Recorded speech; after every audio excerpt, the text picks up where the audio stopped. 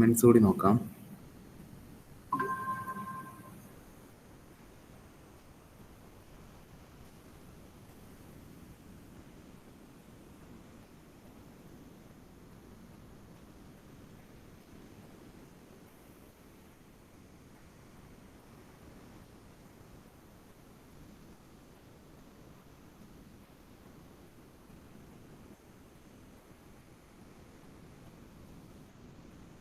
Okay, just revise our questions.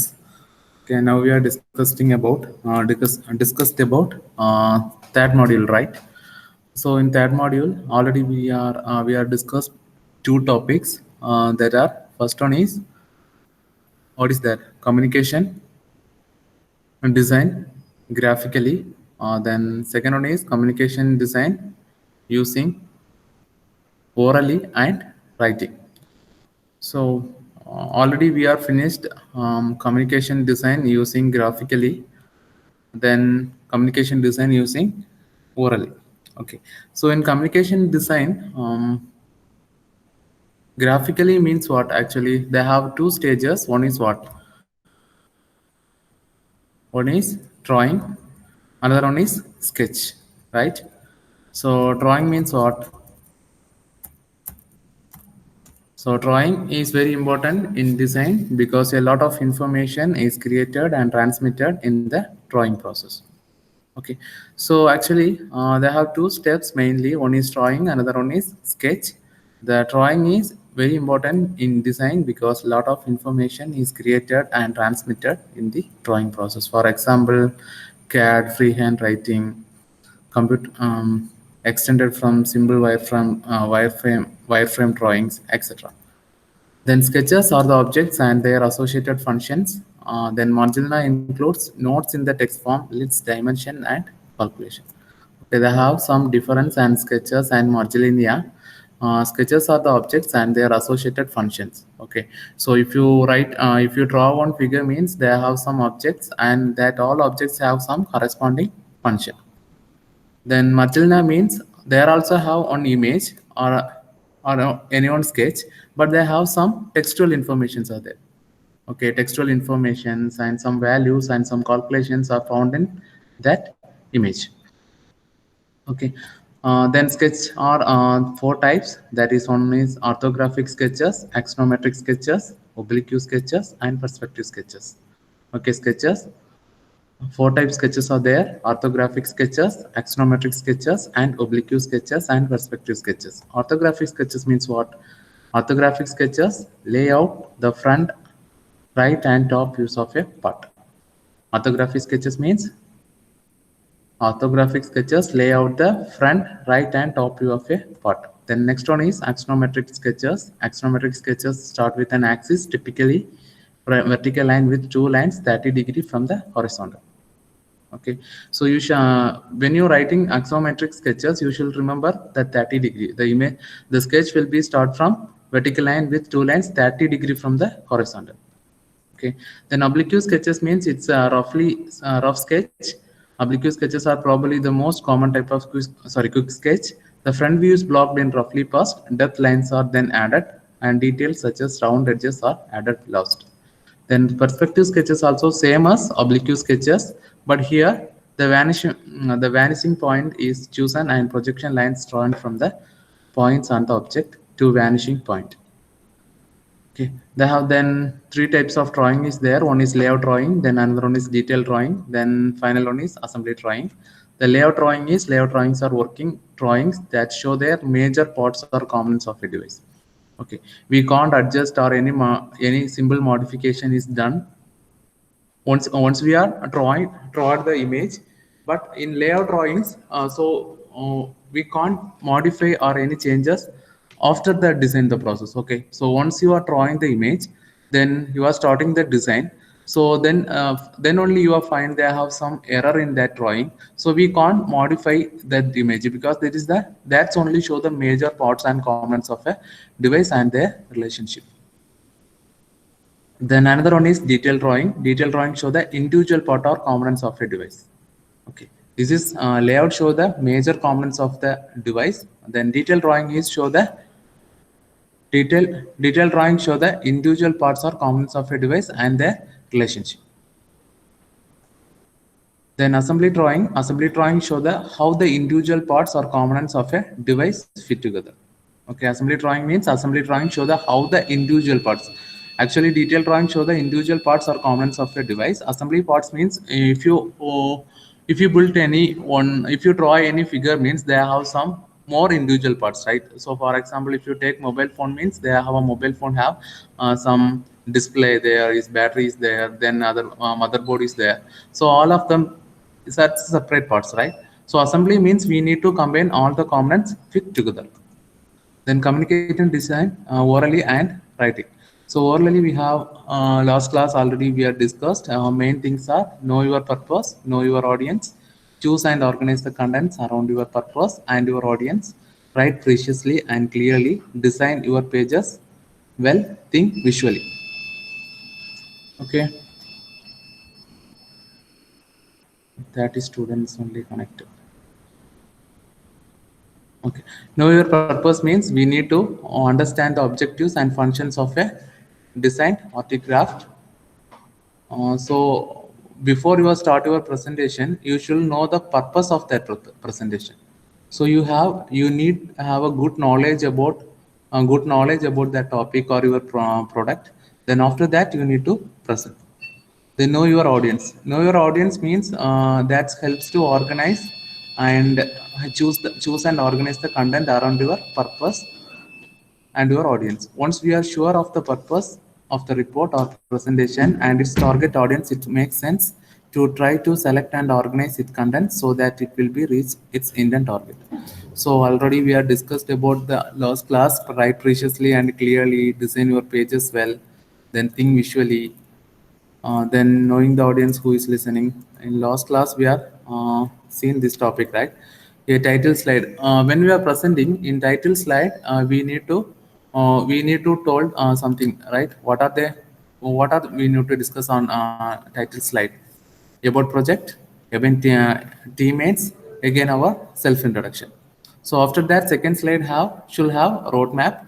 The roadmap means that contents page. So they have a clear structure about that project. Okay, what the contents are you are going to present in that presentation. Then after that, the problem statement, that which includes highlights of the revised problem statement that the team produced after the research and consultation with the client. First one is title slide. After that, we need to put content page. Then after that, problem statement. The problem statement means our product details, right?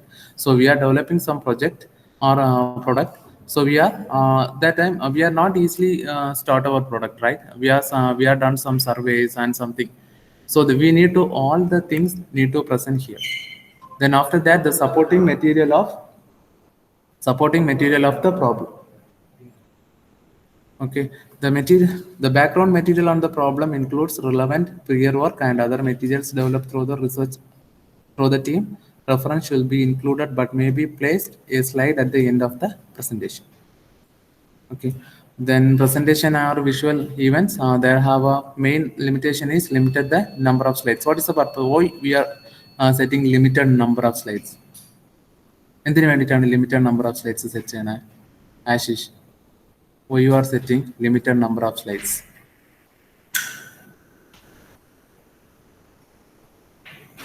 Ashish, why we are setting limited number of slides?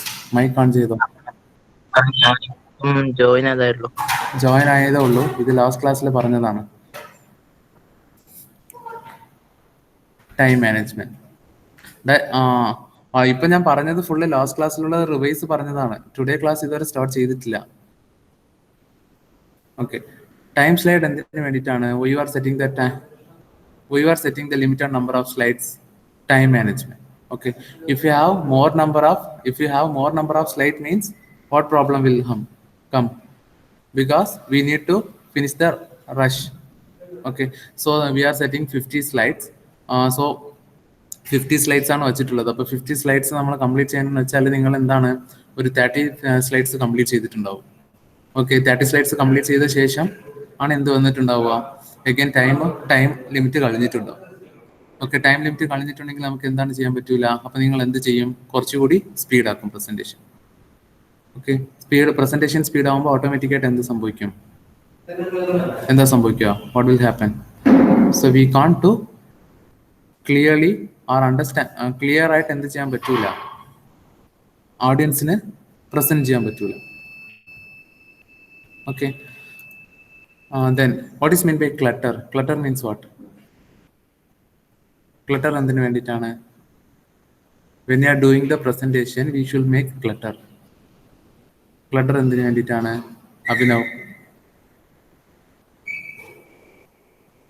Abhinav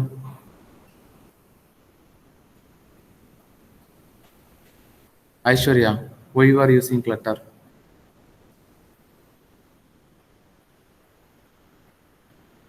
Why we are using clutter? Amal,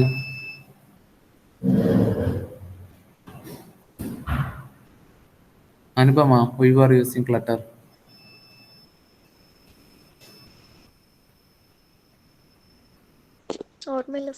ഓർമ്മയില്ല. Clutter എന്തിനു വേണ്ടിയിട്ടാണ്? ഒരു presentation ചെയ്യുമ്പോൾ നമ്മൾ എന്ത് ചെയ്യണം? ഒരു simple silence maintain ചെയ്യണം. എന്തിനു വേണ്ടിയിട്ടാണ്? To highlight the key point. Good. Okay, ഒരു കണ്ടിന്യൂ പ്രസന്റേഷൻ ആണ്. Nearly you are spoke 15 minutes.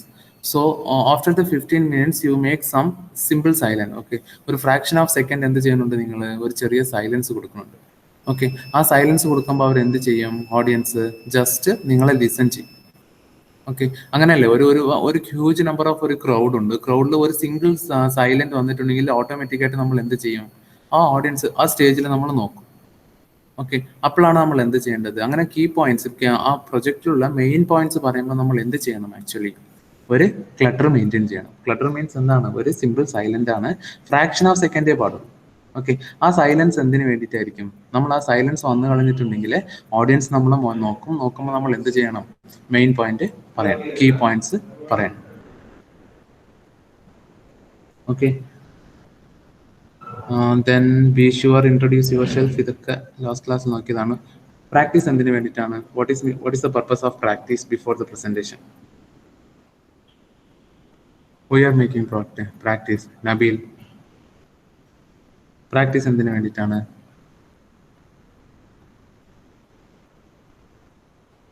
Practice എന്തിനു? മെയിൻ അതിൽ എന്താണ്?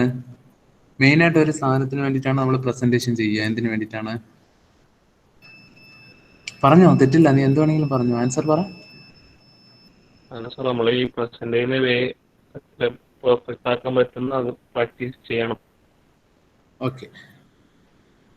ഓക്കെ, പ്രസന്റേഷൻ നിവേദ അയച്ചിട്ടുണ്ട്. Presentation use for time management. Okay, Nabil, okay, mic ചെയ്തു. ടൈം മാനേജ്മെന്റ് മീൻസ് നമുക്ക് എന്താണ്? They have all presentation have some limitation. That is the time limitation. Okay, ഒരു full day നിന്ന് നിങ്ങൾക്ക് പ്രസന്റ് ചെയ്യാൻ പറ്റൂല. ഓക്കെ, അപ്പോൾ നമ്മൾ PPT അനുസരിച്ച് എന്താണ്? സംടൈംസ് ഞാനിപ്പോൾ ഒരു 30 PPT വെച്ചിട്ടുണ്ടെങ്കിൽ ഒരു PPT 5 minutes പറയാൻ പറ്റും. സം PPTs എന്താണ്? 2 or 3 minutes നമ്മൾ സ്കിപ്പ് ചെയ്യും. ഓക്കെ, അപ്പോൾ പ്രസന്റേഷനിൽ പോകുമ്പോൾ നമ്മൾ മെയിൻ ആയിട്ട് നോക്കേണ്ടത് എന്താണ്? Before starting the presentation means we need to practice എന്തിനു വേണ്ടിയിട്ടാണ്? ടൈം മാനേജ്മെന്റിനാണ്. ഓക്കെ, സപ്പോസ് ടൈം ഒരു 30 minutes ആണെങ്കിൽ നമ്മൾ ഒരു 30 minutes പ്രസന്റ് ചെയ്യുന്ന രീതിയിൽ നമ്മൾ പ്രാക്ടീസ് ചെയ്യണം. ഓക്കെ, അങ്ങനെ പ്രാക്ടീസ് ചെയ്യാൻ പറ്റിയില്ല എന്ന് വെച്ചാൽ നമുക്ക് എന്ത് വരില്ല? മോസ്റ്റ് ആയിട്ട് നിങ്ങൾ പ്രസന്റേഷൻ പോകുമ്പോൾ മോസ്റ്റ് ആയിട്ട് നിങ്ങൾ 30 minutes ക്രോസ് ചെയ്ത് പോകാനുള്ള പോസിബിലിറ്റീസ് ഉണ്ടാവും. ഓക്കെ, അനദർ പോസിബിലിറ്റി എന്ന് പറയുമ്പോൾ എന്താണ്? 30 minutes ആണ്, പക്ഷേ 15 minutes തന്നെ നിങ്ങൾ പ്രസന്റേഷൻ കംപ്ലീറ്റ് ചെയ്തിട്ടുണ്ടാവും. അങ്ങനെ വരുമ്പോൾ എന്താണ് പ്രശ്നം വരിക? നേരത്തെ കംപ്ലീറ്റ് ചെയ്താലും പ്രശ്നമാണ്. എഗൈൻ എന്താണ്? ടൈം ലിമിറ്റ് എക്സീഡ് ചെയ്ത് കഴിഞ്ഞാലും എന്താണ്? പ്രശ്നമാണ്. ഓക്കെ, നേരത്തെ കംപ്ലീറ്റ് ചെയ്താൽ എന്താണ്? നമ്മൾ വിചാരിക്കും ഓക്കെ ഇത് വലിയ പ്രൊജക്റ്റ് ആയിരിക്കും. ഐ തിങ്ക് ഓഡിയൻസ് ഒക്കെ ആലോചിക്കുന്നത് എങ്ങനെയായിരിക്കും? ഇതെന്തോ വലിയ പ്രൊജക്റ്റ് ആണെന്നാണ് വിചാരിക്കുക. ഓക്കെ, ബട്ട് നിങ്ങൾ 15 minutes തന്നെ കംപ്ലീറ്റ് ചെയ്യുമ്പോൾ ഓഡിയൻസ് എന്താണ് ആലോചിച്ചിട്ടുണ്ടാവുക? ഓക്കെ, ഈ പ്രൊജക്റ്റിൽ ഒന്നും ഉണ്ടാവില്ലായിരിക്കും, അതുകൊണ്ടാണ് ഇത് വേഗം തീർന്നത് എന്ന് പറഞ്ഞിട്ടാണ് വിചാരിക്കുക. ഓക്കെ, അപ്പോൾ പ്രാക്ടീസ് എന്തിനു വേണ്ടിയിട്ടാണ്? It is help for time management. Then design reviews. Design reviews എന്ന് പറയുമ്പോൾ ഫൈനൽ റിവ്യൂ ആണ്. ഫൈനൽ റിവ്യൂ പറയുമ്പോൾ നമുക്ക് എന്ത് കിട്ടും? It's not a small meeting, it's a long meeting. So after the meeting we get full and frank exploration of the project. Okay, ആ presentation എന്ന് പറയുന്നത് നമ്മളുടെ ഡിസൈൻ റിവ്യൂവിന്റെ പ്രൊജക്റ്റ് ആണ്. നിങ്ങൾ പ്രൊജക്ട് പ്രസന്റേഷനിൽ പോവാണ്. പ്രൊജക്ട് പ്രസന്റേഷൻ കളഞ്ഞ ശേഷം എഗെയിൻ എന്താണ് അങ്ങനെ ഒരു 30 മിനിറ്റ്സിലോ ഒരു 20 മിനിറ്റ്സിലോ കഴിയുന്ന മീറ്റിംഗ് ആയിട്ട് ഉണ്ടാവില്ല. ഓക്കെ, ഒരു ലോങ് മീറ്റിംഗ് ആണ്. ആ ലോങ് മീറ്റിംഗ് കഴിയുമ്പോൾ നിങ്ങളുടെ പ്രൊജക്ടിനെ റിവ്യൂ ചെയ്യുന്ന ആൾ നിങ്ങളുടെ പോസിറ്റീവ് മാത്രമാണോ പറയുക, പ്രൊജക്ടിന്റെ അഡ്വാൻറ്റേജസ് മാത്രമാണോ പറയുക? അല്ല, എന്ത് മാത്രം പറയും? അഡ്വാൻറ്റേജസും കിട്ടും, എഗെയിൻ എന്താണ് ഡിസഡ്വാൻറ്റേജസും എന്ത് ചെയ്യും, അവർ ഡിസ്കസ് ചെയ്യും. ഓക്കെ, അപ്പോൾ ഡിസൈൻ റിവ്യൂസ് എന്ന് പറയുന്നത് design review is typically a long meeting at which the team present its design choices in detail to an audience of technical professionals who are there to assess the design, raise the questions and offer suggestions. നിങ്ങളുടെ presentation കഴിഞ്ഞ ശേഷം എന്താണ് ഉണ്ടാവുക? Raise the questions and offer suggestions. Suggestions means they have some modifications. Okay, so നിങ്ങൾ ഒരു പ്രൊജക്റ്റാണ്, ഒരു മോഡലാണ് നിങ്ങൾ ഇംപ്ലിമെന്റ് ചെയ്ത് ഡിസ്കസ് ചെയ്തിട്ടുണ്ടാവുക. ബട്ട് എന്ത് ചെയ്തിട്ടുണ്ടാവും, ഓഡിയൻസ് എന്താണ്, നമ്മളവിടെ കുറേ നോളജ് കൂടിയ ആൾക്കാരാണെങ്കിൽ അവർ എന്ത് ചെയ്യും, ഓക്കെ ആ ടെക്നോളജി അല്ലാതെ ഇപ്പോൾ റീസെന്റ് ടെക്നോളജീസ് ഇതൊക്കെ അല്ലേ, അപ്പം നിങ്ങൾ ഇതൊക്കെ ഫോളോ അപ്പ് ചെയ്യാനല്ലേ എന്ന് പറഞ്ഞിട്ടുള്ള സജഷൻസ് നമുക്ക് കിട്ടും. Okay, then today class the project report, writing for the client not for the history. Okay, heading തന്നെ ഉണ്ട് writing for the client not for history. The usual purpose of a final or project report is to communicate with the client in terms that ensure the client thoughtful acceptance of a team design choices. Okay, the project report എന്തിനു വേണ്ടിയിട്ടാണ്? It is mainly help to communicate with the client ആണ്. Okay, client കൂടി എന്താണ്, ഇപ്പൊ നമ്മൾ full time അയാളുടെ ഒരു enquiry, എന്തെങ്കിലും ഒരു ക്വറിന് വേണ്ടിയിട്ട് നമുക്ക് എന്ത് ചെയ്യാൻ പറ്റൂല, ടൈം സ്പെൻഡ് ചെയ്തിരിക്കാൻ പറ്റൂല. ഓക്കെ, നിങ്ങളിപ്പോൾ ഒരു സ്റ്റാർട്ടപ്പ് സ്റ്റാർട്ട് ചെയ്യുകയാണ്, സ്റ്റാർട്ട് ചെയ്തിട്ട് എന്താണ് ഒരു പ്രൊജക്ട് ചെയ്തു. ഓക്കെ, പ്രൊജക്ട് ചെയ്ത ശേഷം ഫുൾ ടൈം നിങ്ങൾ ഫസ്റ്റ് പ്രൊജക്ട് തന്ന ആളെടുത്ത് വരുന്ന സംസാരിച്ചിരിക്കാൻ പറ്റുമോ? സംസാരിച്ചിരിക്കാൻ പറ്റൂല. Okay, so we are developing some report എന്തിനു വേണ്ടിയിട്ടാണ്? പ്രൊജക്ടിനെ കുറിച്ചിട്ടുള്ള ഒരു റിപ്പോർട്ടാണ്. ഓക്കെ, അപ്പോൾ നമുക്ക് എന്താണ് അവരുടെ കയ്യിലുള്ള കമ്മ്യൂണിക്കേഷൻ നമുക്ക് കട്ടായാലും അവർക്ക് ആ പ്രൊജക്ടിനെ കുറിച്ചോ അല്ലെങ്കിൽ പ്രൊഡക്റ്റിനെ കുറിച്ചോ എന്തെങ്കിലും ക്വറീസ് ഉണ്ടെങ്കിൽ അവർ എന്ത് ചെയ്യാം, ആ റിപ്പോർട്ടിനെ എടുത്തിച്ച് റീഡ് ചെയ്യും. ഓക്കെ, അപ്പോൾ അതിൽ അവർക്ക് എന്ത് ചെയ്യാൻ പറ്റും, ആ പ്രോബ്ലംസിനെ കുറിച്ചുള്ള ഒരു വ്യൂ കിട്ടും. Okay, the usual purpose of final or project report is to communicate with the client in terms that ensure the client's thoughtful acceptance of a team design choices. Okay, the client interest demand a clear presentation of the design problem, include analysis of the needs to be met, the alternatives considered, the basis on which decisions were made, and of course the decisions that were taken. Okay, client's interest demand a clear presentation of the design problem. Okay, നമ്മളുടെ കയ്യിൽ എന്താണോ problem ഉള്ളത് അതിനെക്കുറിച്ചുള്ളത് എന്ത് വേണം, ഒരു clear presentation ആണ് ആര് ഉദ്ദേശിച്ചിട്ടുണ്ടാവുക, client ഉദ്ദേശിച്ചിട്ടുണ്ടാവും. Okay, അപ്പൊ നമുക്ക് പ്രസന്റേഷനിൽ എന്താണ്, ഒരു ഹ്യൂജ് മാത്തമെറ്റിക്കൽ കോംപ്ലക്സ് ഉള്ള ഒരു സാധനമാണെന്ന് പറയുമ്പോൾ നമുക്ക് പ്രസന്റേഷനിൽ ജസ്റ്റ് എന്ത് ചെയ്യാൻ പറ്റൂല, ഫുൾ ഇരുന്ന് എക്സ്പ്ലെയിൻ ഒന്നും ചെയ്യാൻ പറ്റൂല. ഓക്കെ, നമ്മൾ കുറച്ച് എക്സ്പ്ലെയിൻ ചെയ്യും, മെയിൻ ആയിട്ടുള്ള കാര്യങ്ങൾ മാത്രമാണ് നമ്മൾ എന്ത് ചെയ്തിട്ടുണ്ടാവുക, പ്രസന്റേഷനിൽ എക്സ്പ്ലെയിൻ ചെയ്തിട്ടുണ്ടാവും. ബട്ട് അതിന്റെ ക്ലിയർ സ്ട്രക്ചർ എവിടെ തന്നെ ഉണ്ടാവും, നമ്മളുടെ റിപ്പോർട്ടിൽ തന്നെയാണ് ഉണ്ടാവും. അങ്ങനെയല്ലേ മെയിനായിട്ട് നിങ്ങൾ ഏതെങ്കിലും ഒരു പ്രോബ്ലം ഒരു സ്ഥലത്തിൽ പറയുന്നുണ്ടെങ്കിൽ അതിലുള്ള മെയിൻ ഹൈലൈറ്റ് ഫീച്ചേഴ്സ് മാത്രമാണ് നമ്മൾ എന്ത് ചെയ്തിട്ടുണ്ടാവും, പ്രസന്റ് ചെയ്തിട്ടുണ്ടാവും. ബട്ട് അതിന്റെ ക്ലിയർ സ്ട്രക്ചർ എവിടെ തന്നെ ഉണ്ടാവും, ആ റിപ്പോർട്ടിലാണ് ഉണ്ടാവും. So if you have any doubt regard our presentation means we need to refer our report. Our report have the whole information about the presentation. Okay, the result should be summarized in clear, understandable language. Highly detailed or technical materials are placed in the appendix. Okay, ഈ report എന്ന് പറയുമ്പോൾ എന്താണെന്ന് വെച്ചാൽ നമുക്ക് full കാര്യങ്ങളും എന്ത് ചെയ്യാൻ പറ്റൂല റിപ്പോർട്ടിൽ. ഇപ്പോൾ ഫോർ എക്സാമ്പിൾ, ഇപ്പോൾ നിങ്ങൾ എന്താണ് ഫോണെ കുറിച്ചിട്ടുള്ള ഒരു റിപ്പോർട്ട്, നിങ്ങളുടെ പ്രൊജക്റ്റ് എന്ന് പറയുന്നത് ഒരു കാൽക്കുലേറ്റർ ആണെന്ന് വിചാരിക്കുക. ഓക്കെ, അപ്പൊ നിങ്ങൾ പ്രപ്പോസ് ചെയ്തിട്ടുള്ള കാര്യങ്ങൾ മാത്രമാണ് നിങ്ങളുടെ റിപ്പോർട്ടിൽ ഉണ്ടാവും. ഓക്കെ, നിങ്ങൾ എന്തൊക്കെയാണ് ചെയ്തത്, ഓക്കെ എക്സിസ്റ്റിംഗ് ഒരു റിപ്പോർട്ടിൽ ഉണ്ടാവും. ബട്ട് എന്ത് ചെയ്തിട്ടുണ്ടാവും, എക്സിസ്റ്റിംഗ് ചെയ്യുന്ന സമയം നമുക്ക് എന്ത് ചെയ്തിട്ടുണ്ടാവും, പ്രീവിയസ് ആയിട്ടുള്ള കുറേ ടെക്നോളജീസ് ഒക്കെ നമ്മൾ യൂസ് ചെയ്തിട്ടുണ്ടാവും. ഓക്കെ, അപ്പോൾ ആ ടെക്നോളജീസ് ഒന്നും നമ്മൾ എന്ത് ചെയ്യാൻ പാടില്ല, നമ്മളുടെ റിപ്പോർട്ടിൻ്റെ അകത്ത് വരാൻ പാടില്ല. പ്രപ്പോസൽ ആ വാഡിങ്സ് മാത്രമേ വരാൻ പാടുള്ളൂ. ഓക്കെ, സോ ആ വാഡിങ്സിൽ എന്തെങ്കിലും സംശയം ഉണ്ടെങ്കിൽ ആ സാധനം എവിടെ നമ്മൾ പ്രൊവൈഡ് ചെയ്യണം,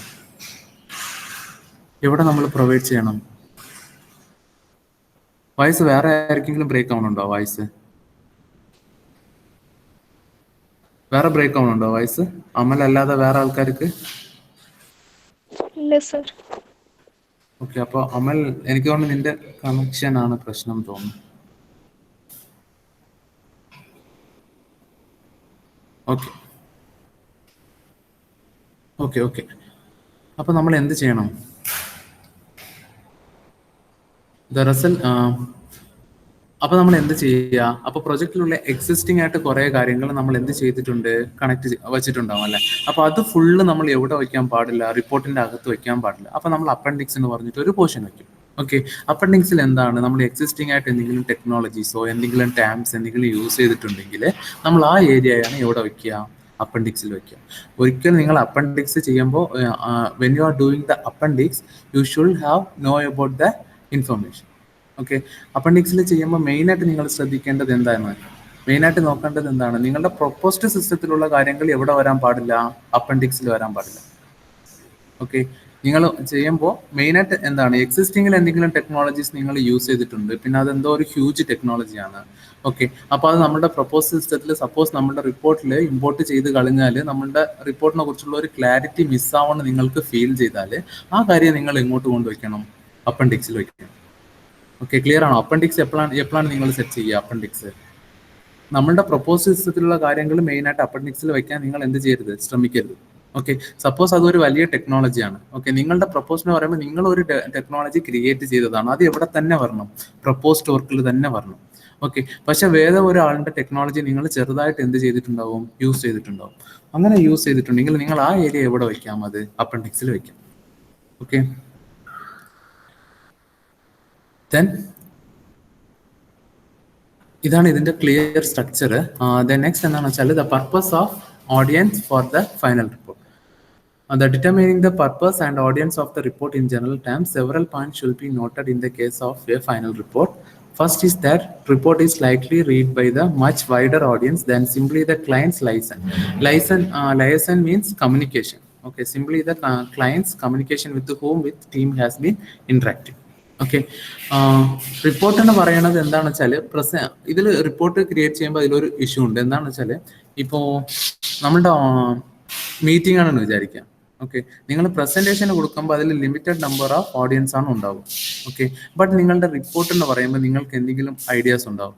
നമ്മളുടെ റിപ്പോർട്ട് റീഡ് ചെയ്യുമ്പോൾ നമ്മൾ അവിടെ ഉണ്ടാവുമോ? സം ടൈം ഇപ്പോൾ അനുപമ ഉണ്ടാക്കിയ ഒരു റിപ്പോർട്ടാണെന്ന് വിചാരിക്കുക, ഒരു പ്രൊജക്ട് റിപ്പോർട്ടാണ്.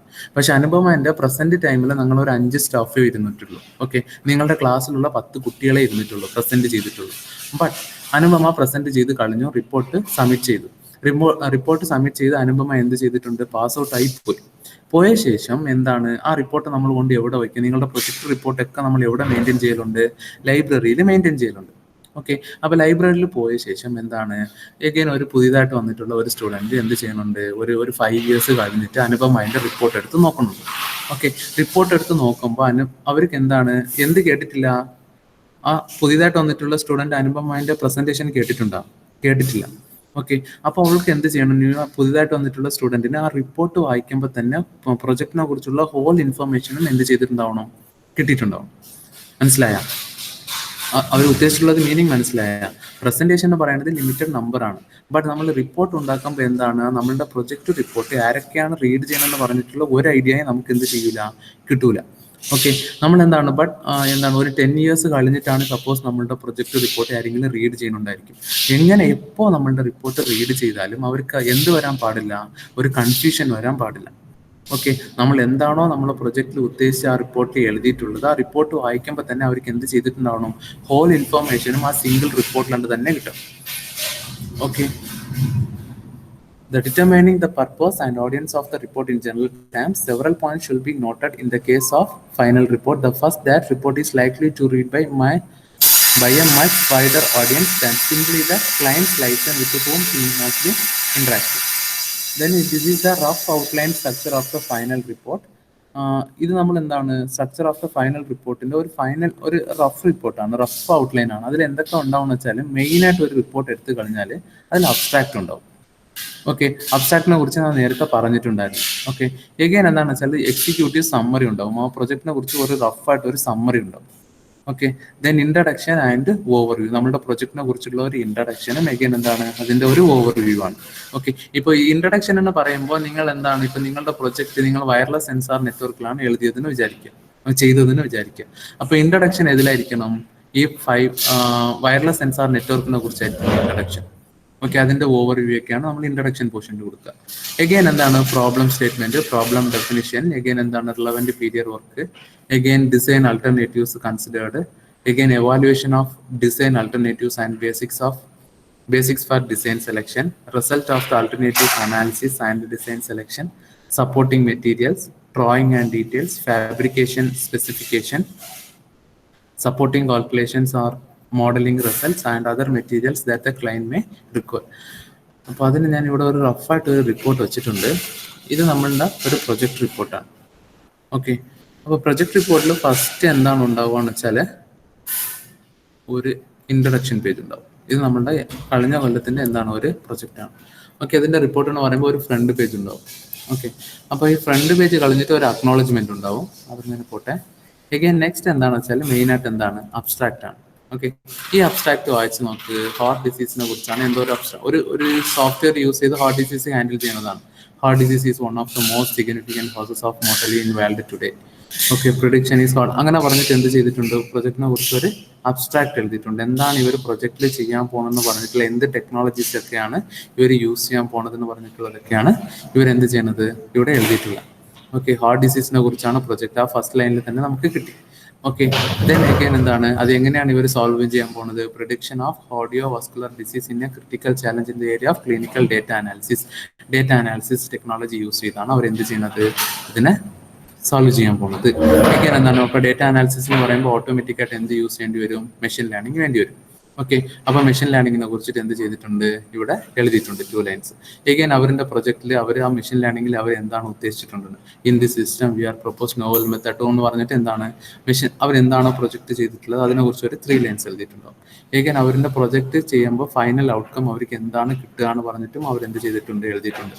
അബ്സ്ട്രാക്ട് എന്ന് പറയുന്നത് മാക്സിമം 10 ലൈൻസ്, കൂടിപ്പോയാൽ 15 ലൈൻസ്. അതിന്റെ മുകളിൽ ഒരിക്കലും എന്ത് ചെയ്യാൻ എഴുതാൻ പാടില്ല, അബ്സ്ട്രാക്ട് എഴുതാൻ പാടില്ല. ഓക്കെ, അബ്സ്ട്രാക്ട് നിങ്ങൾ വിചാരിക്കുന്നത് പോലെ 2 or 3 പേജസ് എഴുതാൻ പറ്റൂല. മാക്സിമം പോയാൽ 15 ലൈൻസ്. അതിന്റെ മോഡൽ ഒരിക്കലും എന്ത് ചെയ്യാൻ പാടില്ല, അബ്സ്ട്രാക്ട് എഴുതാൻ പാടില്ല. നിങ്ങൾ അതിന്റെ മോഡൽ എഴുതി കഴിഞ്ഞാൽ അബ്സ്ട്രാക്ട് എന്താക്കും, അവര് റിജക്റ്റ് ആക്കും. ഒരു പ്രൊജക്ട് ചെയ്യും മുൻപ് ഫസ്റ്റ് ചെയ്യേണ്ട കാര്യം എന്താണെന്ന് വെച്ചാൽ അബ്സ്ട്രാക്ട് ആണ്. ഓക്കെ, അബ്സ്ട്രാക്ട് നിങ്ങൾ പ്രോപ്പറായിട്ട് എഴുതിയില്ലാന്ന് വെച്ചാൽ പ്രൊജക്ട് എന്താവും, റിജക്റ്റ് ആവും. നിങ്ങളുടെ പ്രസന്റേഷൻ ഇപ്പോൾ ഫോർ എക്സാമ്പിൾ നിങ്ങൾ ഫൈനൽ ഇയറിൽ നമ്മൾ പ്രൊജക്ടിന്റെ ടോപ്പിക് പറയുമ്പോൾ വെറും പ്രൊജക്ട് ടോപ്പിക് മാത്രമല്ല നമ്മൾ ചോദിക്കുക, അബ്സ്ട്രാക്ട് ആണ് ചോദിക്കുക. അപ്പോൾ നിങ്ങളുടെ അബ്സ്ട്രാക്ട് റീഡ് ചെയ്യുമ്പോഴാണ് നിങ്ങളുടെ ഹോൾ പ്രൊജക്ടിന്റെ ഐഡിയയും നമുക്ക് കിട്ടേണ്ടത്. ഓക്കെ, അപ്പോൾ നിങ്ങളുടെ അബ്സ്ട്രാക്ട് പ്രോപ്പർ അല്ല എന്ന് വെച്ചാൽ നിങ്ങളുടെ ആ പ്രൊജക്ടിനെ നമ്മൾ എന്ത് ചെയ്യൂല, അക്സെപ്റ്റ് ചെയ്യൂല. ഓക്കെ, ദെൻ അബ്സ്ട്രാക്ട് കഴിയും. അബ്സ്ട്രാക്ഷൻ കഴിഞ്ഞ ശേഷം എന്താണ് ഉണ്ടാവുക, കണ്ടൻസ് പേജ് ഉണ്ട്. ഓക്കെ, അപ്പോൾ ഇവിടെ നമ്മളിപ്പോൾ റിപ്പോർട്ടിൽ നോക്കിയല്ലേ എന്താണ് എക്സിക്യൂട്ട് സമ്മറി എന്ന് പറയുമ്പോൾ നമ്മളിവിടെ എന്തൊക്കെയാണ് വെച്ചിട്ടുള്ള ഒരു സമ്മറിയാണ്. അതാണ് കണ്ടൻസ് പേജിൽ അവർ ഉദ്ദേശിച്ചിട്ടുള്ളത്. ചാപ്റ്റർ, അഗൈൻ എന്താണ് introduction, literature survey, basic model, അങ്ങനെ പറഞ്ഞിട്ട് ഈ റിപ്പോർട്ടിൽ എന്തൊക്കെയാണോ കണ്ടൻസ് ഉള്ളത് അതിനെ കുറിച്ചുള്ള ഒരു കണ്ടൻസ് പേജാണ് അതിന് വേണ്ടത്. ഓക്കെ, അഗൈൻ എന്താണ് ലിസ്റ്റ് ഓഫ് ടേബിൾസ്. നമ്മളുടെ ഇതിൽ ഇവിടെ നമ്മളുടെ റിപ്പോർട്ടിൽ എത്ര ടേബിൾസ് ആണ് നമ്മൾ യൂസ് ചെയ്തിട്ടുള്ളത്, എത്ര ഫിഗേഴ്സ് ആണ് നമ്മൾ യൂസ് ചെയ്തിട്ടുള്ളത്, ആ ഫിഗേഴ്സിന്റെ പേജ് ഒക്കെ എന്താണ്, അങ്ങനെ പറഞ്ഞിട്ടുള്ള ഡീറ്റെയിൽസ് ആണ്. ഓക്കെ, ഈ ഹോൾ ഇൻഫർമേഷൻ ആണ് ഫസ്റ്റ് എക്സിക്യൂട്ടീവ് സമ്മറിയിൽ വരിക. പിന്നെ അബ്രിവേഷൻ എന്ന് പറയുമ്പോൾ നമ്മൾ പ്രൊജക്ടിന്റെ അകത്ത് കുറെ അബ്രിവേഷൻസ്, ഷോർട്ട് വേർഡ്സ് യൂസ് ചെയ്തിട്ടുണ്ടാവും. അതിന്റെ അബ്രിവേഷൻസ് എന്തൊക്കെയാണെന്ന് പറഞ്ഞിട്ട് എന്തെഴുതണം, ഫസ്റ്റ് എഴുതണം. മനസ്സിലായി? ഇത് കളഞ്ഞിട്ടാണ് റിപ്പോർട്ട് സ്റ്റാർട്ട് ആവും. ഓക്കെ, അപ്പൊ റിപ്പോർട്ട് എന്ന് പറയുമ്പോൾ ഫസ്റ്റ് എന്തോ വന്നിട്ടുണ്ടാവും, അബ്സ്ട്രാക്ട് വന്നിട്ടുണ്ടാവും. അബ്സ്ട്രാക്ട് കളഞ്ഞിട്ട് എന്തൊക്കെയാണ് ഉണ്ടാവുക, കണ്ടൻസ് പേജ് വന്നിട്ടുണ്ടാവും. കണ്ടൻസ് പേജ് കളഞ്ഞിട്ട് എന്താണ്, ലിസ്റ്റ് ഓഫ് ടേബിൾസ് ഉണ്ടാവും, ലിസ്റ്റ് ഓഫ് ഫിഗേഴ്സ് ഉണ്ടാവും. എഗെയിൻ എന്താണ് അബ്രിവേഷൻസ്. ഓക്കെ, സപ്പോസ് നിങ്ങൾ റിപ്പോർട്ടിന്റെ അകത്ത് നിങ്ങൾ എന്താണ് ഒരു കാര്യങ്ങളും യൂസ് ചെയ്തിട്ടില്ല, ടേബിൾസും യൂസ് ചെയ്തിട്ടില്ല, ഇമേജസും യൂസ് ചെയ്തിട്ടില്ല എന്ന് വെച്ചാൽ നിങ്ങൾ എന്ത് യൂസ് ചെയ്യണ്ട, ഈ കാര്യങ്ങളൊന്നും എഴുതണ്ട. ഓക്കെ, നെക്സ്റ്റ് എന്താണെന്ന് വെച്ചാൽ ഈ റിപ്പോർട്ട് ഒന്ന് നോക്കിയിട്ട് നമ്മൾ തിയറിയിലേക്ക് പോവാം. എന്താണെന്ന് വെച്ചാൽ നെക്സ്റ്റ് എന്താണ്, ഇൻട്രഡക്ഷൻ ആണ്. ഓക്കെ, ഇൻട്രഡക്ഷന് നമ്മൾ പ്രൊജക്ടിനെ കുറിച്ച് എഴുതിയിട്ടുണ്ട്. എന്ത് ടെക്നോളജിയാണ് അവർ യൂസ് ചെയ്യുന്നത് അതിനെക്കുറിച്ച് അവർ എന്ത് ചെയ്യുന്നുണ്ട്, എഴുതുന്നുണ്ട്. പിന്നെ ഒബ്ജക്റ്റീവ്സ് എഴുതിയിട്ടുണ്ട്. നമ്മുടെ പ്രൊജക്റ്റിൽ എന്താണോ ഒബ്ജക്റ്റ്, ഓക്കെ, അതിനെക്കുറിച്ച് അവർ എഴുതിയിട്ടുണ്ട്. അഗൈൻ എന്താണ് literature survey means what, existing technologies ആണ്. നമ്മൾ ചെയ്യുന്നത് പോലെ തന്നെ നമ്മളിന് മുൻപ് എന്ത് ചെയ്തിട്ടുണ്ടാവും, അങ്ങനെ കുറേ കാര്യങ്ങൾ ചെയ്തിട്ടുണ്ടാവും, കുറേ പ്രൊജക്ട് ചെയ്തിട്ടുണ്ടാവും. അപ്പോൾ ആ പ്രൊജക്റ്റ് ഒക്കെ നമ്മൾ എന്ത് ചെയ്യണം, എടുത്ത് സർവേ നടത്തണം. അതിനെക്കുറിച്ചൊക്കെ റീഡ് ചെയ്തിട്ടുണ്ടാവും. അതിനെ റീഡ് ചെയ്ത് അതിലുള്ള എന്ത് ചെയ്യണം, ഡ്രോബാക്സ് നമ്മൾ നോട്ട് ഔട്ട് ചെയ്യണം. ഓക്കെ, അഡ്വാൻറ്റേജസും പറയണം, എഗൈൻ എന്താണ് ഡിസ്അഡ്വാൻറ്റേജസും പറയണം. അതിന്റെ റിപ്പോർട്ടൊക്കെയാണ് ഇവർ ഇവിടെ എഴുതിയിട്ടുണ്ടാവുക. ഓക്കെ, അപ്പൊ ഇവർ പേപ്പർ എഴുതിയിട്ടുണ്ട്. ഇവരെന്താണ് ഫസ്റ്റ് ഒരു പ്രൊജക്ട് എടുത്ത്, പ്രൊജക്ടിന്റെ ഓതർ ഇതായിരുന്നു, ടെക്നോളജി അവർ ഇവിടെയാണ് യൂസ് ചെയ്തത്, അവിടെ ഉള്ള അഡ്വാൻറ്റേജസും എഴുതിയിട്ടുണ്ട്, എഗൈൻ എന്താണ് ഡിസ്അഡ്വാൻറ്റേജസും എഴുതിയിട്ടുണ്ടാവും. ഓക്കെ, അപ്പൊ ഈ മെയിൻ ആയിട്ട് ഡിസ്അഡ്വാൻറ്റേജസ് എഴുതുമ്പോൾ നിങ്ങൾ ശ്രദ്ധിക്കേണ്ടത് എന്താണെന്ന് വെച്ചാൽ, ആ ഡിസ്അഡ്വാൻറ്റേജസ് ഒക്കെ നിങ്ങളുടെ പേപ്പറിൽ എന്തായിരിക്കണം, ക്ലിയർ ആവുന്ന രീതിയിലായിരിക്കണം നിങ്ങൾ എഴുതേണ്ടത്. മനസ്സിലായ? വെറുതെ ഒരു ഡിസ്അഡ്വാൻറ്റേജസ് അവിടെ ഒരു സർവേ നടത്തി ഡിസ്അഡ്വാൻറ്റേജസ് എഴുതരുത്. അവിടെ നിങ്ങൾ എന്തൊക്കെയാണോ ഡ്രോബാക്ക് പറയാനുണ്ട്, ആ ഡ്രോബാക്ക് ഒക്കെ ഓവർകം ചെയ്യുന്ന രീതിയിലായിരിക്കണം നിങ്ങളുടെ പ്രൊജക്ട്. അതല്ലാതെ ആ പേപ്പറിലുള്ള ഹോൾ ഡ്രോബാക്സും എഴുതാൻ നിൽക്കരുത്. ഓക്കെ, ഇപ്പൊ എന്റെ പേപ്പർ എടുത്ത് സർവേ നടത്തി, ഞാനിപ്പോ ഡെവലപ്പ് ചെയ്ത സെൽഫോണാണ് എടുത്ത് നിങ്ങൾ സർവേ ചെയ്തത്. അപ്പൊ എന്റെ സെൽഫോണിൽ ഞാൻ എന്താണ് ചാർജ് അധിക നേരം നിൽക്കണില്ല എന്ന് പറഞ്ഞിട്ടുള്ളതാണ് ഡ്രോബാക്ക്. ബട്ട് നിങ്ങൾ അപ്പൊ ഡെവലപ്പ് ചെയ്യുന്ന പ്രൊജക്റ്റിൽ എങ്ങനെയായിരിക്കണം, ചാർജ് അധിക നേരം ഉള്ള രീതിയിലായിരിക്കണം. മനസ്സിലായി? അങ്ങനെ ആയിരിക്കണം നിങ്ങളുടെ. ഓക്കെ, അപ്പൊ അങ്ങനെയാണ് ബാക്കി കാര്യങ്ങളൊക്കെ ഇവിടെ. പിന്നെ ബേസിക് മോഡൽ എന്ന് പറയുമ്പോൾ നമ്മുടെ പ്രൊജക്റ്റിനെ കുറിച്ചിട്ടാണ് പിന്നെ അവർ എന്ത് ചെയ്തിട്ടുണ്ടാവുക, എഴുതിയിട്ടുണ്ടാവുക. പിന്നെ ഇത് ഡയഗ്രാംസ് ആണ്. ഡയഗ്രാംസ് എന്ന് പറയുമ്പോൾ ഇത് നമ്മുടെ സോഫ്റ്റ്വെയർ എന്ന് പറയുമ്പോൾ നമ്മുടെ സോഫ്റ്റ്വെയറിലുള്ള എന്തൊക്കെ മോഡ്യൂൾസ് ആണ്, അവിടെ ഒബ്ജക്ട്സ് എന്ന് പറയുന്നുണ്ടല്ലേ. ഇപ്പൊ ഫോർ എക്സാമ്പിൾ ഒരു വെബ് പേജ് എടുത്തു കഴിഞ്ഞാൽ വെബ് പേജിൽ ഹോം അങ്ങനെ ഇങ്ങനെ പറഞ്ഞിട്ട് കുറേ ടാബ്സ് ഉണ്ടാവില്ല. അപ്പൊ അതിൽ എന്തൊക്കെ ഈവൻറ്റ്സ് എന്ന് പറഞ്ഞിട്ടുള്ള ഒരു ഡയഗ്രാമാണ്. ഓക്കെ, ഈ ഡയഗ്രാം ഒക്കെ എങ്ങനെ വരയ്ക്കണം എന്നുള്ളത് നിങ്ങൾക്ക് പിന്നെ അവർ എന്ത് ചെയ്യും, സോഫ്റ്റ്വെയർ എഞ്ചിനീയറിംഗിൽ പറഞ്ഞുതരും. ഓക്കെ, എങ്ങനെയൊക്കെയാണ് ഈ DFD ഒക്കെ വരയ്ക്കണം എന്നുള്ളത്. ഓക്കെ, അപ്പൊ ഇങ്ങനെയാണ് ഒരു റിപ്പോർട്ട് ഉണ്ടാവുക.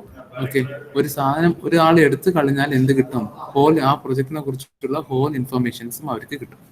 ഓക്കെ, ഒരാൾ നിന്ന് തന്നെ എന്ത് ചെയ്യണമെന്നില്ല, എക്സ്പ്ലെയിൻ ചെയ്ത് കൊടുക്കണമെന്നുള്ള ആവശ്യം ഉണ്ടാവില്ല. ഓക്കെ, അപ്പോൾ റഫ് ഔട്ട്ലൈൻ എന്ന് പറയുമ്പോൾ abstract, executive summary, introduction and overview, problem statement, design alternatives, evaluation and design alternatives, result, supporting materials, drawing and details, fabrication specification, supporting calculation. Supporting calculation എന്ന് പറയുമ്പോൾ എന്താണെന്ന് വെച്ചാൽ നമ്മൾ ചെയ്യുന്നതിന് വേണ്ടിയിട്ട് കുറെ കാൽക്കുലേഷൻസ് ഒക്കെ യൂസ് ചെയ്യാനല്ലേ, അതാണ് സപ്പോർട്ടിംഗ് കാൽക്കുലേഷൻ. എഗൈൻ എന്താണെന്ന് വെച്ചാൽ മോഡലിംഗ് റിസൾട്ട് എന്ന് വെച്ചാൽ സാമ്പിൾ റിസൾട്ട് ആണ്. ഓക്കെ, നമ്മൾ ടെസ്റ്റ് ചെയ്തിട്ടുണ്ടാവും അല്ലേ, വർക്ക് ആവുന്നുണ്ടോ ഇല്ലയോ എന്ന് പറഞ്ഞിട്ട്, അങ്ങനെയുള്ള റിസൾട്ട് എന്ത് ചെയ്യണം, കാണിക്കണം. ദെൻ എന്താണെന്ന് വെച്ചാൽ the topic sentence outline every entry represent A paragraph. Okay, അപ്പൊ അങ്ങനെയാണെന്ന് വെച്ചാൽ നിങ്ങൾ ഈ പ്രൊജക്ടിന്റെ അകത്ത് പാരഗ്രാഫ് എഴുതുമ്പോൾ എന്ത് ചെയ്യണം, ഒരു പ്രൊജക്ടിന്റെ അകത്ത് നിങ്ങൾ ഒരു പാരഗ്രാഫ് എഴുതുന്നുണ്ടെങ്കിൽ ആ പ്രൊജക്റ്റിൽ നമ്മൾ യൂസ് ചെയ്തിട്ടുള്ള ഹെഡിങ്ങിലുള്ള വേർഡ് എവിടെ പ്രസന്റ് ആയിട്ടുണ്ടാവണം, നമ്മളുടെ പാരഗ്രാഫിൽ വന്നിട്ടുണ്ടാവും. ഓക്കെ, ഇപ്പൊ ഫോർ എക്സാമ്പിൾ നിങ്ങൾ ഇങ്ങനെ ഒരു പാരഗ്രാഫ് എഴുതുന്നുണ്ടെന്ന് വിചാരിക്കാം. ഇങ്ങനെ ഒരു പാരഗ്രാഫ് വെറുതെ എഴുതുന്നുണ്ടെന്ന് വിചാരിക്കുക. ആ പാരഗ്രാഫിൽ സ്റ്റാർട്ടിങ്ങിലോ ഇല്ല എൻഡിങ്ങിലോ എവിടെയെങ്കിലും ഒരു സ്ഥലത്തിൽ നമ്മൾ എന്ത് വരണം, നമ്മുടെ പ്രൊജക്റ്റിനെ കുറിച്ചിട്ടുള്ള നമ്മളുടെ പേര് വരണം. ഓക്കെ, അങ്ങനെ വന്നാലാണ് നമുക്ക് എന്ത് ചെയ്യാൻ പറ്റുള്ളൂ. ഇപ്പൊ ഇവിടെ നോക്കി, ഈ പാരഗ്രാഫ് എടുത്താൽ തന്നെ ഈ പ്രൊജക്ടിന്റെ പേര് hybrid heart disease production system ആണ്.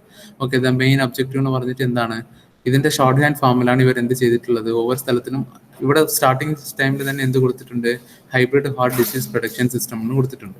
ഓക്കെ, എഗൈൻ എന്താണ്, വേറൊരു സ്ഥലത്തിൽ വേറെ ഒരു പാരഗ്രാഫ് എടുത്ത് നോക്കിയാലും എന്തുണ്ടാവും, അവരുടെ പ്രൊജക്ടിന്റെ പേര് എല്ലാ സ്ഥലത്തിലും അവർ എന്ത് ചെയ്തിട്ടുണ്ടാവും. എഗൈൻ ഇവിടെ നോക്ക്, heart disease production system. Okay, അപ്പോൾ ഈ പ്രൊജക്റ്റിൽ ഏതൊരു പാരഗ്രാഫ് എടുത്ത് നോക്കിയാലും ഒരു ടോപ്പിക്കിന്റെ അണ്ടറിൽ നമ്മൾ എന്ത് ചെയ്യണം, നമ്മുടെ പ്രൊജക്ടിന്റെ ഹെഡിങ് പറഞ്ഞ രീതിയിലായിട്ട് നമ്മൾ എന്ത് ചെയ്യണം, റൈറ്റിംഗ്സ് പ്രിപ്പയർ ചെയ്യണം. ഓക്കെ, അതല്ലാതെ വെറുതെ എന്ത് ചെയ്യാൻ പാടില്ല, എഴുതാൻ പാടില്ല. ഓക്കെ, അതാണ് TSO. The cardinal rule of writing state that every single paragraph of piece should have a topic sentence that indicates that paragraph, intent or thesis.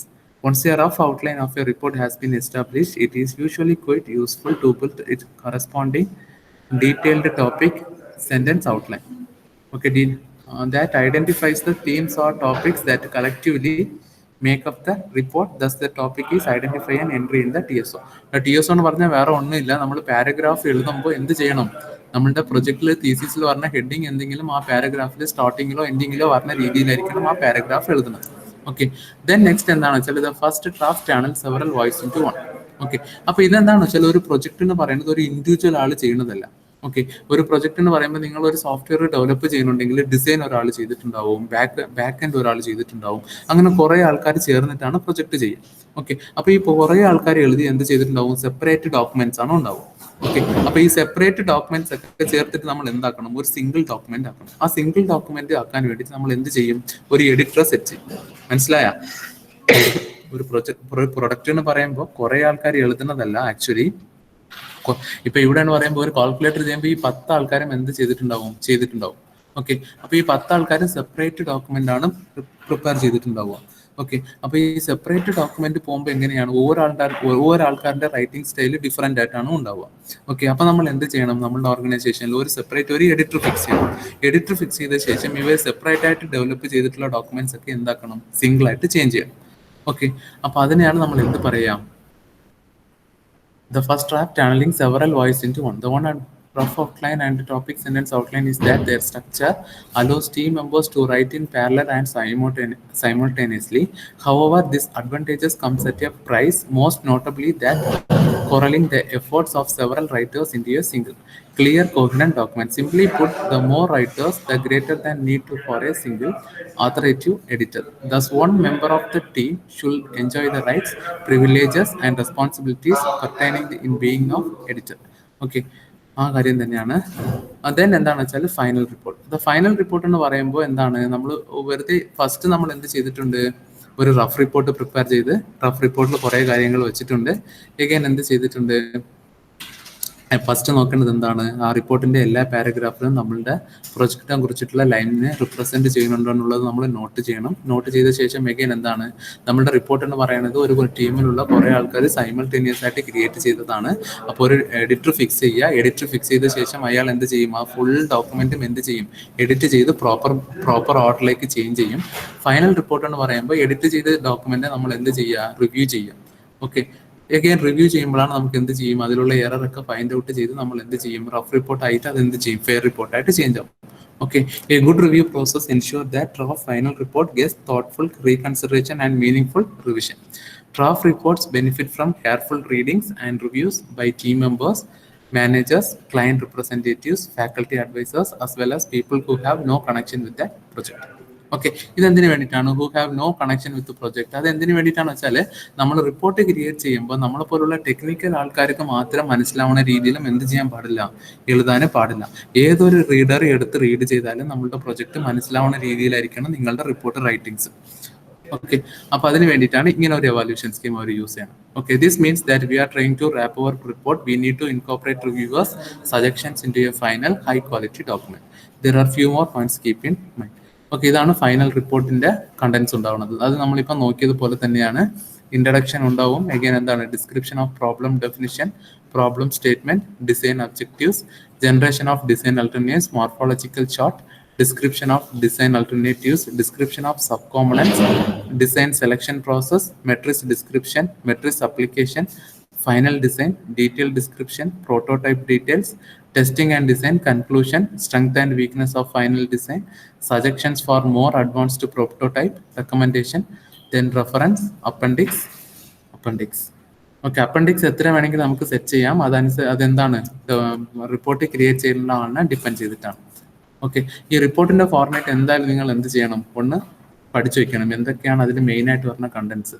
Okay, മെയിനായിട്ട് എഴുതണമെന്ന് വെച്ചാൽ എന്താണ്, റിപ്പോർട്ട് എഴുതുമ്പോൾ മെയിനായിട്ട് എന്താ വരിക, അബ്സ്ട്രാക്ട്. അതാണ് ഞാൻ റിപ്പോർട്ട് കാണിച്ചത്. Abstract, problem definition, propose system, existing system, ഇങ്ങനെയുള്ള ഒരു ഓർഡർ എന്ത് ചെയ്യണം, നിങ്ങൾ എന്തായാലും പഠിച്ചു വെച്ചിട്ടുണ്ടാവും. ഓക്കെ, പിന്നെ നിങ്ങൾ എല്ലാവരും ഒന്ന് ചാറ്റ് ബോക്സിൽ നിങ്ങൾ അറ്റൻഡൻസ് ഒന്ന് ടൈപ്പ് ചെയ്യും. ചാറ്റ് ബോക്സിൽ